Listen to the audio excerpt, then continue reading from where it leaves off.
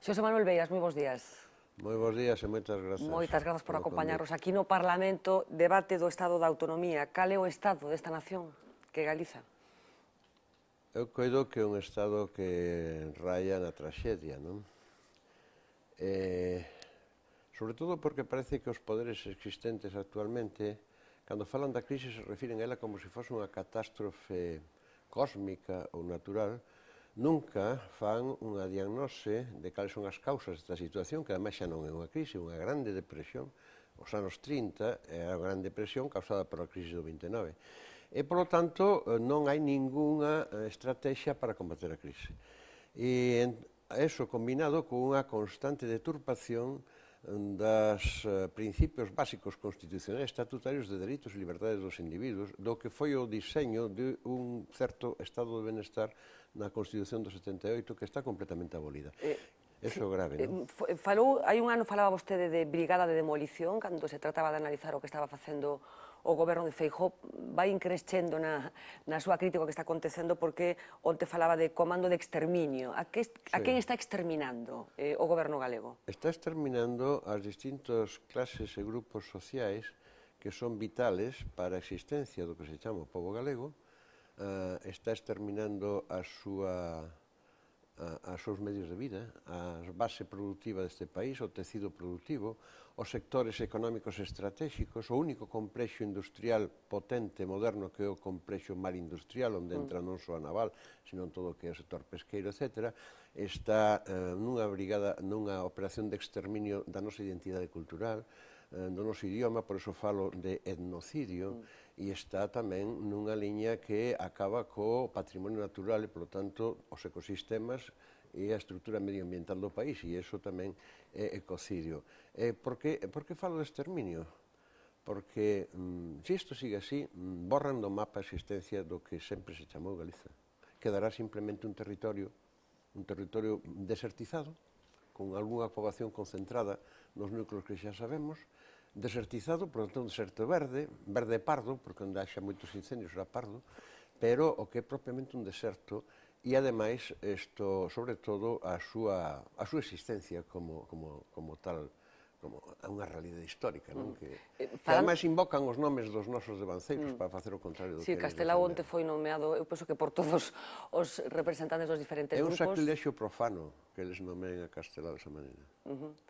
Falou de servos tamén, e da época dos foros. Estamos tan mal, hoxe, como para que nos te... Pregúntalle a xente que depende dos créditos bancarios, pregúntalle a toda esa serie de empresarios medianos e pequenos que che din isto que en realidad non ten de empresario máis que estar todos os días pelexando co banco para que lle renoven a póliza de crédito a intereses prohibitivos. Pregúntalle aos estafados por as preferentes, pregúntalle a xente que os deixan o 20 imperio por as hipotecas, que acaban moitos suicidándose ou intentando suicidarse, ou ainda que non se suiciden, non?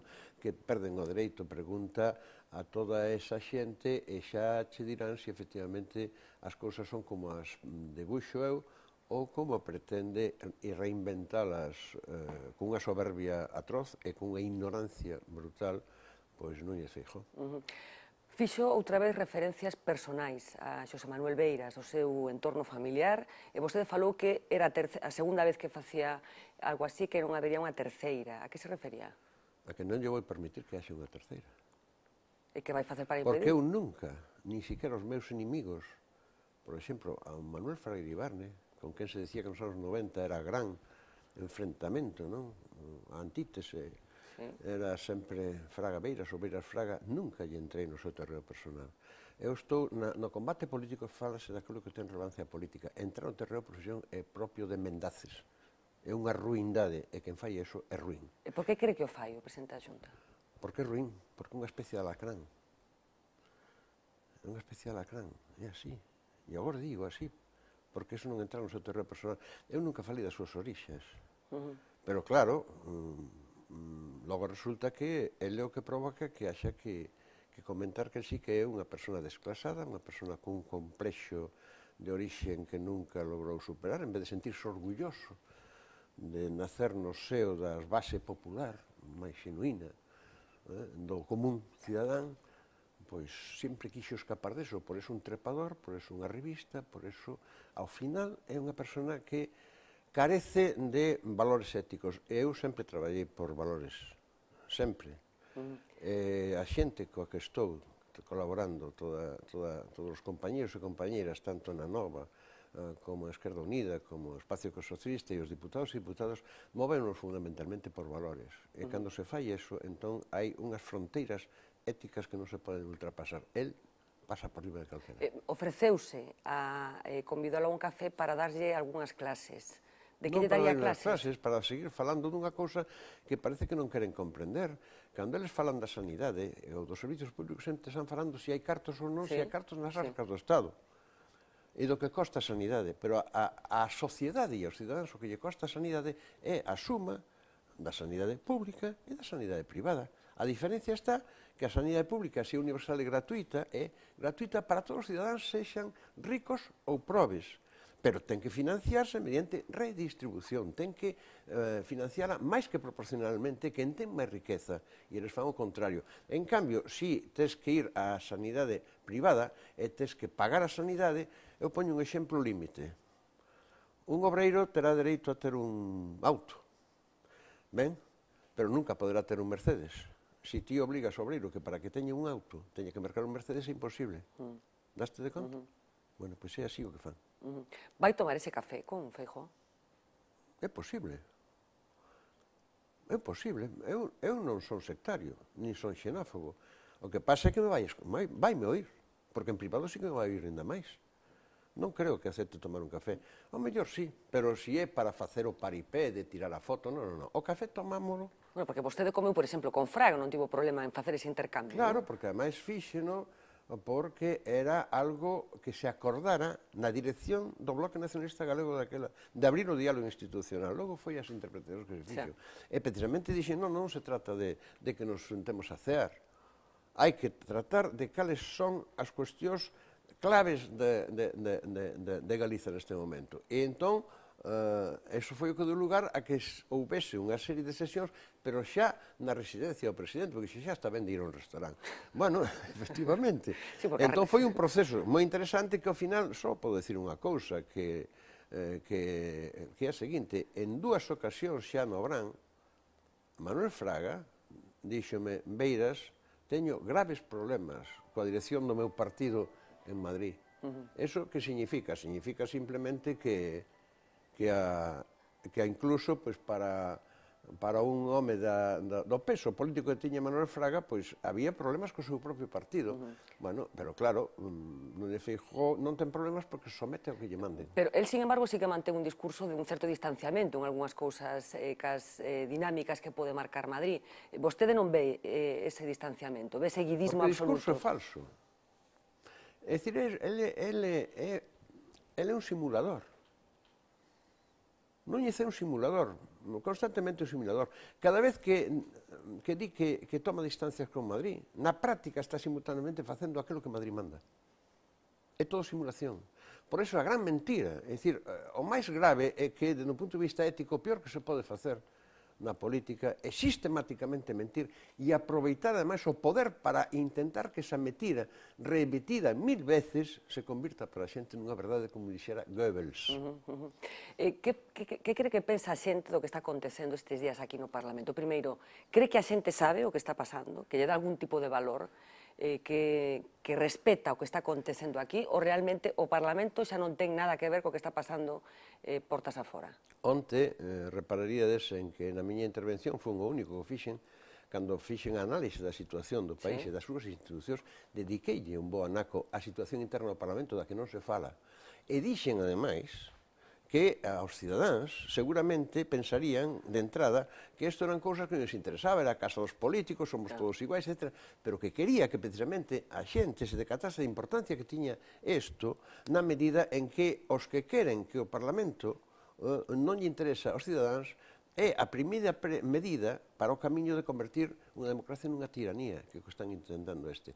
Evidentemente, hai un descrédito das institucións Quen é o responsable? É como cando os estudantes que chegan en primeiro de carreira, en segundo ou terceiro de carreira, chegan con moita ilusión e en segundo ou terceiro dicen isto non vale para nada. É quen a culpa dos estudantes ou dun profesorado ou dunha institución universitaria que non satisface as expectativas coas institucións políticas, pasa o mesmo. E que hai que facer entón? En que ten que mudar? E como? O sea, como sería o camiño para que... Como estamos facendo nós, por exemplo. Nós, a xente que me aborda pola rúa, dime, vostedes falan como falaría eu se estuvese ali. De acordo? Eso en primeiro lugar. Entón, vostede canta as verdades. Sí. Vostede di o que nós non podemos decir. É dicir, o que eles non poden decir porque non están no Parlamento, que ten que decir o representante de aqueles que non o poden decir. E iso non se fai habitualmente, porque hai unha serie de corsas preestablecidos para empezar. Nesas cousas entran tamén a xestualidade, bueno, que está un pouco impoñendo Ague dentro do Parlamento, ten unha forma de comportarse incluso dos xestos distinta. Pero non é nada estudiado. Non é nada estudiado, isto non forma parte dunha estrategia? Non, a miña, por exemplo, non. A súa. E a dos demais tampouco, pero sabes, unha persona que é sindicalista, como Chelo Martínez, na sanidade, loitadora, que era enlace sindical en Povisa, foi expulsada sendo, ou Fajardo, sindicalista e loitador nos medios obreiros, a xestualidade é a desa xente. Non é a do político de salón, nin do político de escola, nin o político que estudiou politoloxía, non é a da caste política, é a xestualidade da xente que accede a un posto de representación, pero sigue sendo un membro do grupo social, do segmento cultural do que procede. E iso é o povo, non é outra cousa. Falou onte de pactos. O propio presidente da Xunta falou da súa disposición a chegar a pactos. Cree esa disposición de Feijóo? Non, pero tampouco digo que sexa imposible, ten que demostralo. O problema de Núñez Feijóo é que el non ten credibilidade. Non é de fiar, e, polo tanto, ten que gañala. É dicir, cando el di os hospitais que se van construir, e resulta que levan anos cos hospitais que van construir e non se construyen, ou o Hospital Público de Vigo, resulta que sabemos o que é, etcétera, etcétera, verdad? Que fiasco, que gran escándalo, que estafa, e ademais está como está, a UTE está medio en creva, bueno. Entón, evidentemente, esa persona non pode ter credibilidade, porque todo o mundo pode equivocarse. Todo o mundo pode, incluso, pois, caer en renuncios. Vou facer tal cousa e logo que non a fai. Pero ten que dar explicacións e ten que ser algo que se entende que foi un caso entre un repertorio de liñas de acción. O que non pode ser é a pauta que imprime carácter ao comportamento como o presidente do goberno, do seu goberno e a súa maneira de relacionarse coa xente. Polo tanto, é simplemente un servicio de propaganda. Por iso saquei aquela anécdota do tempo do franquismo, do viaxante de comercio que iba por todo o país, vía as cousas, lía os periódicos, a realidade non se correspondía, fala con Fraga ministro e Fraga acontecía menos viaxar e máis ler os periódicos. É o que fan eles, a pronxinda que eles pretenden que se difunda, non? Falando de Europa, hai moita xente aquí que alou un discurso nos últimos anos de que Angela Merkel é responsable en parte do que está acontecendo no sur de Europa, nomeadamente en España e en Galicia. Angela Merkel está a punto de chegar a un acordo cos socialdemócratas, esa cross coalition que en Alemania é tan frecuente, tan habitual.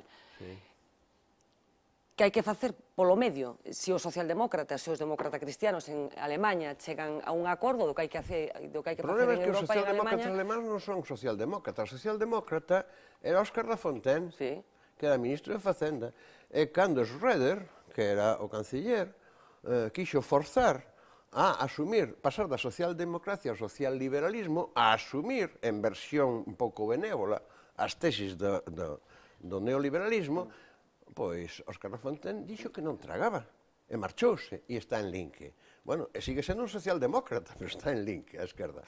Non é socialdemocracia, e, polo tanto, eso é unha cuestión interna de Alemania, que funciona desa maneira. Pero, evidentemente, o máis grave é que Merkel é o moneco do ventríloco que impón as consignas do Cuarto Reich a toda Europa, especialmente a chamada Europa do Sur. E convirte os países en protectorados. O primeiro que convertiron en protectorado foi Grecia. Proba. Cando Papa Andreu, ante as medidas que querían aplicarlle a Grecia, acordou, decidiu que iba a convocar un referéndum, a Alemania dixo, nin de bromas. e non convocou referéndum. É a soberana Grecia, convertido en protectorado. España, cando modifica a Constitución para que a prioridade sexa pagar a débeda, non poder endebedarse, etc., os parlamentos naceron para facer os impostos polos cidadáns e non polo poder de arriba, e para elaborar os orzamentos, e para poder endebedarse se hai que satisfacer as necesidades cidadáns e non chegan os cartos ordinarios. Bueno, eso é a perda de soberanía, un protectorado. Entón estamos nesa situación, ese é o grave.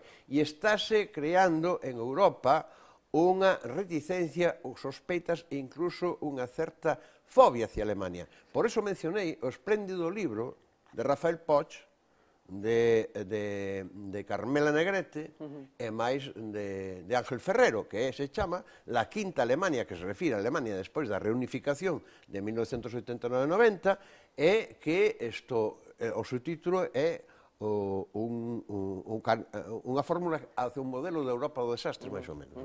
Este é o grave. O que está acontecendo agora. Quería facer unha mención pequena, cativa, o sistema financiero, porque estamos a piques de que se produza esa subasta de NCG. Que vai pasar? Que debería pasar? O que debería pasar, xa non debería pasar que fosen a fusión das caixas, que non resolvía nada. Lamentablemente houve bastantes máis que Núñez Feijóo que entraron nese xogo. Eu escribir artigos dicindo fusión ou fisión, foi unha fisión do átomo, unha desintegración. Pero o que ten que facerse, o que había que facer era convertir a nova Caixa Galicia, que é agora a Nova Galicia Banco, reconvertila nunha banca pública, porque a fin e a cabo está feita con 9.000 máis 4.000 máis outros 4.000 millóns de euros aportados polas arcas públicas, por tanto, por cidadáns. Nunha banca pública é a única maneira de que non quede todo o sistema bancario galego e todo o mercado financiero en más de bancos que van facer con eso o expolio financiero definitivo dos aforros galegos. É unha irresponsabilidade non só non salvar a identidade do que era Nova Caixa Galicia, agora Nova Galicia Banco, sino de non convertirlo nun banco público. E outra cousa, a obra social das caixas. Feijóo aínda non cumpriu o seu compromiso de crear a fundación e constituir un patronato como é debido. Está sendo denunciado polos traballadores. E pode ser a dilapidación da obra social, que é gravísimo. O único que queda do que eran as caixas. Estamos rematando xa, señor Beiras, pero, como dicía, estamos no Parlamento coincidindo con este debate do Estado da Autonomía de Galicia. Para rematar, que é Galicia? Galicia, pois, é aquelo que vai en nós e que nos leva camiño aberto no sulco, onde todo é por vir e non chega.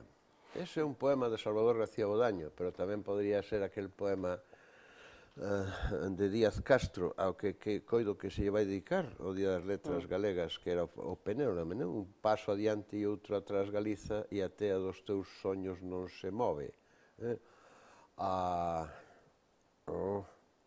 Aran os bois e chove, foiseme agora o Alzheimer, o penúltimo verso desta estrofa. A esperanza nos teus ollos se esperguiza, aran os bois e chove. Iso é o que é Galiza. Pero o que tiña que ser Galiza era o que reclamaban dende Rosalía a Manuel Antonio, o autor precisamente de Mais alá, a Castelá de Bóveda, ao bloque auténtico, ao PEGA dos anos 60, ao PSG dos anos 60. E sobre todo aos cidadáns que se mobilizan e defenden a súa condición de cidadáns, que son os únicos que poden transformar as cousas. Nós non temos ese potencial. Só se non insufran, se non nos dan os cidadáns que combaten e actúan como cidadáns. Eso é que é Galiza. Fala do bloque auténtico da UPG dos anos 60, un pouco nostálxico, señor Beiras. Non, porque hai que aprender da historia, teño memoria. Non son nostálxicos, non quero voltar aos anos 60. O que quero é que... Eu son consciente que rematou un ciclo histórico. A moitos niveis. Teño dito moitas veces, e non imos falar deso agora porque sería outra entrevista, verdad? Eu mesmo pertenzo a unha xeración que cumpriu o seu ciclo. Sempre digo que eu, na política, entrei nun epílogo. Bueno, pero, evidentemente, aquelo que foron as dinámicas que romperon co que significaba a situación terrible da opresión do fascismo franquista, esas dinámicas son as que teñen hoxe que volver a recuperar o que debe ser Galiza. E esas energías existen, por eso estes queren desangradas. Por exemplo, cando a mocedade está obrigada a irse fora, están desangrando, convertindo un país de vellos. E os mozos son os que teñen a enerxía, e estes obriganos a irse fora. Saben o que fan, queren matar o país, e se poden, matanlle tamén a alma, que é o idioma, a conciencia de identidade, a autoestima, a dignidade, e, polo tanto, o que sexa un país, unha nación de cidadáns, e non de servos. Esa é a cuestión. Xosé Manuel Beiras, un placer. Moitísimas gracias por acompañarnos esta mañá. Imos á rúa, preguntábamos ao señor Beiras se a cidadanía, a xente que está fora, sabe o que está acontecendo aquí, así que imos saber directamente da xente da calle o que está pasando aquí, a ver se o saben hasta ahora.